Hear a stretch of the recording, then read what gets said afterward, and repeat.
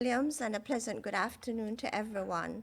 As per usual, it's my task to share with you the Health Emergency Operating Center's Situation Report for today, September the 2nd, 2020. The Ministry of Health continues to test all suspected cases of COVID-19. We continue active surveillance, and we continue to promote the non-pharmaceutical measures to prevent and contain COVID-19. Now, globally or internationally, the World Health Organization informs us that 25.6 million persons have been confirmed with COVID-19 to date. The death toll stands at 852,758. 5.9 million of these persons reside or live in the United States of America. And in the USA, the death toll stands at 182,585. In the Caribbean region, we have over 169,000 confirmed cases of COVID-19, and in terms of recoveries, we have 94,843 persons recovered, and to date, 2,816 persons have died from this dreaded disease. In St. Kitts and Nevis, we have 0 active cases. We've had 17 confirmed. They have all recovered. I repeat, we have 0 active cases. At present, we would have tested 1,635 persons to date. Now, I want to just pause and underscore that the RT-PCR molecular test, which is the gold standard, remains the accepted or acceptable COVID test within the Federation.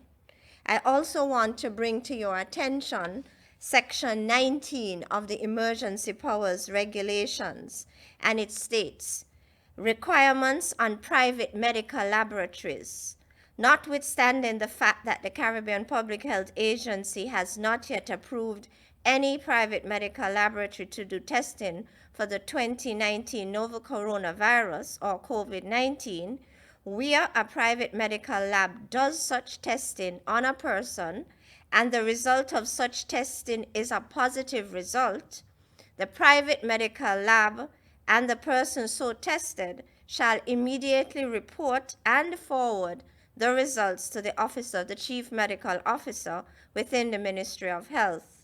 Subsection 2 reads, where a private medical lab or a person fails to report and forward results to the Chief Medical Officer in accordance with Subregulation 1, the owner or operator of the private medical lab or the person, as the case may be, commits an offense and is liable on summary conviction to a fine under Regulation 21.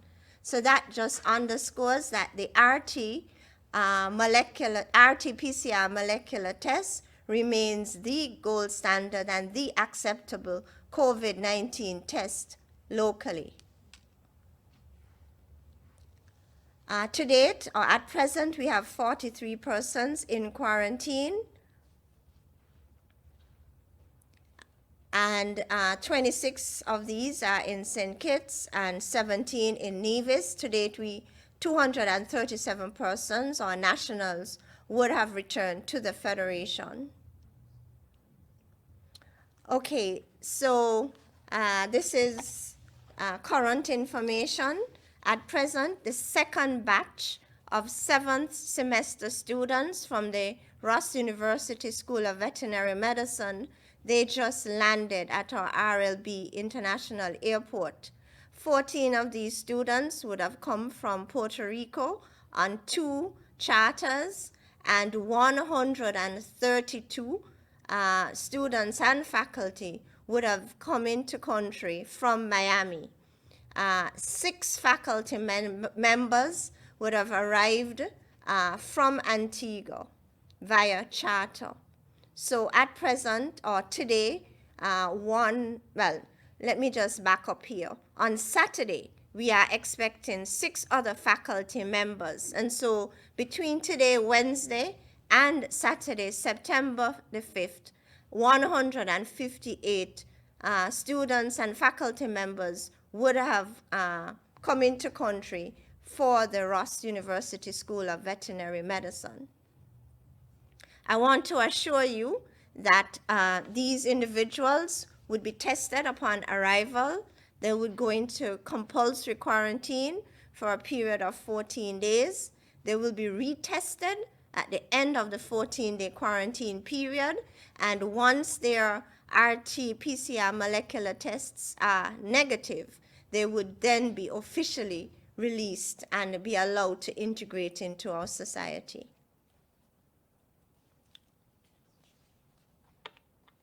Okay, so this afternoon, I wanted to just provide you some additional information regarding asthma in the context of COVID-19. I'll begin by speaking specifically to persons who are asthmatics, who have been diagnosed with this respiratory condition. And the recommendation is that we want you to be compliant with your regular asthma medication in order for you to prevent any flare-up or exacerbation of your condition during this COVID-19 pandemic period. So we want you to remain on the same asthma maintenance medication for as much as possible. We want you to take your medication every day so that you are as stable as you can be. We want you to avoid any known asthma triggers. So for example, avoid smoke, avoid dust, avoid sprays, anything that triggers your asthma. We want you to do all you can to avoid such triggers. And if you are asthmatic, it's very important that you wear your face mask when in public spaces. Remember to remain at least 3 feet away from others when in a public space. And your hand hygiene is very important. Now, what does the literature tell us about asthma and COVID-19? Now, the Centers for Disease Control and Prevention, the CDC in the United States, currently lists asthma as a risk factor for severe COVID-19 disease. And this is based on the science or the literature, which tells us that persons with asthma have an increased susceptibility to respiratory infections caused by viruses such as COVID-19. Now, in a recent study conducted by researchers at Harvard, they analyzed 2 main asthma subtypes, that is allergic asthma and non-allergic asthma, meaning allergic asthma refers to asthmatics who experience flare-ups when they are exposed to allergens like pollen, mold, smoke, dust, sprays, etc. So that's the allergic type or phenotype.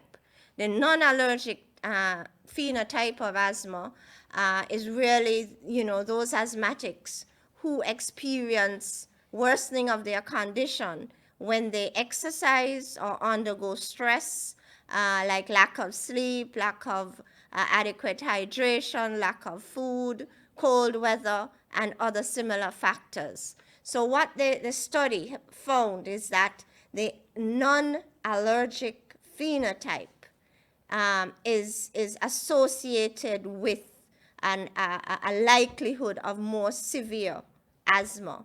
So in other words, those asthmatics with the non-allergic phenotype, they are at risk of developing the more severe form of COVID-19 if they were to become infected. All right, so this just highlights the allergic type of asthma and the non-allergic type. So these findings were driven by a significant association of the non-allergic asthma with severe COVID-19. However, generally speaking, persons with asthma, you tend to have a higher risk of the severe form. So in essence, if you are diagnosed with asthma, if you're an asthmatic, you need to do all you can to reduce your risk of exposure to the virus. We are preparing for the reopening of schools next week, and I am aware that there are some parents who have children with asthma. They are particularly concerned in terms of the safety of sending their children to school. All right, and so what we want to tell them is that we want to reassure families that severe COVID-19 infection is generally rare in children and young people. And so if you have a child who is asthmatic, your role is to ensure that that child is compliant with his or her regular medication so that their condition is stabilized. So that would be the most important thing as you prepare for the reopening of schools. And no, asthma can be confused with COVID-19 respiratory symptoms. And so when school reopens, children will be screened at the entrance, their temperature will be taken, and then they will be asked and observed for some of the signs and symptoms of COVID-19. And the signs and symptoms of COVID-19 are quite similar to the signs and symptoms of asthma.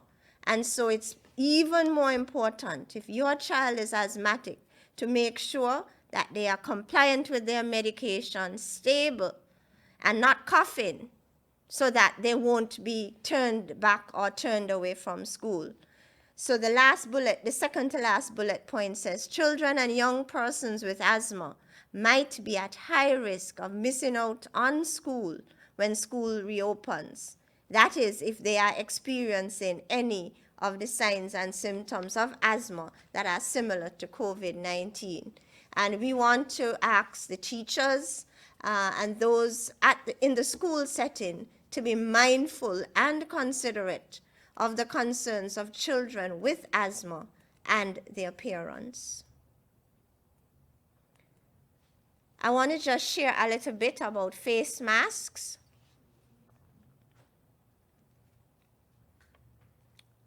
I want to highlight one fact, that wearing a face mask, it has been proven to reduce the chance of spreading and contracting COVID-19 by about 70%. So this just highlights the importance of the face mask. It protects you, really. Where should you wear a face mask? Indoor spaces that are open to the public, outdoor public spaces where a number of persons are gathered, on public transport. So if you're going on the bus, if you're going on the ferry or the sea taxi, it's important for you to have on your face mask. In offices, at work, shops, supermarkets, bakeries, wherever, those public spaces where you're going to interact with individuals. And I must add, if you're going into a restaurant, you would only take it off when you're drinking and eating. If you're going to the bar, interacting with a number of persons, especially if the space is closed and crowded, wearing the mask is important. But of course, you're going to have to take it off when you're drinking and sipping your drink. If you're going on the strip, these are the places where you really need to wear your face mask. And I'm stressing this point because we are preparing to reopen our borders. And once our borders are reopened, there is a high risk of reintroduction of the virus into our federation. And so we won't know where the virus is. And so you need to really be serious about wearing your face mask to protect yourself and reduce the risk of exposure to the virus. How long should one keep on a face mask? I got that question from the media yesterday.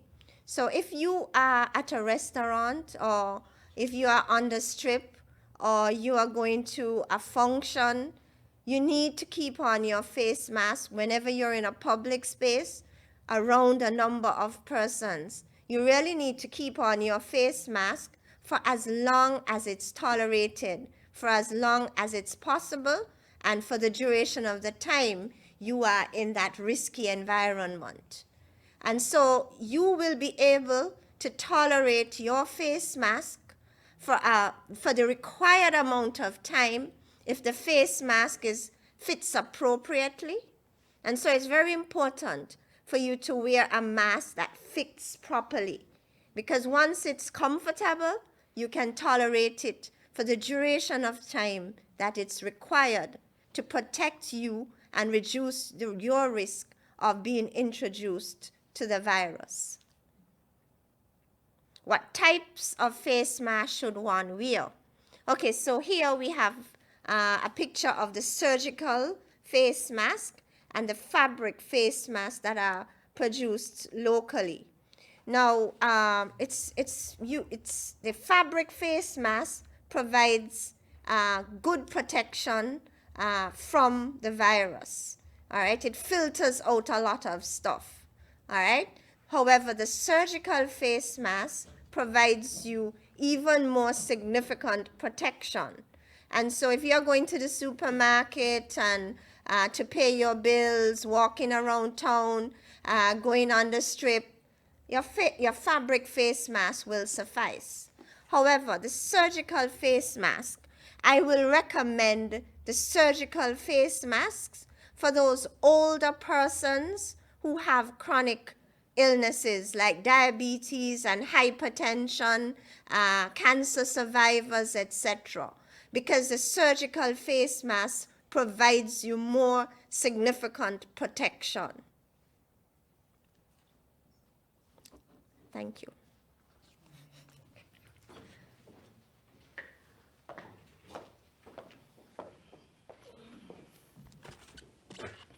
Thank you, Dr. Laws. You mentioned the people at the bars who, you know, they go drinking and so on. When they're finished, they might not remember where to put the face mask.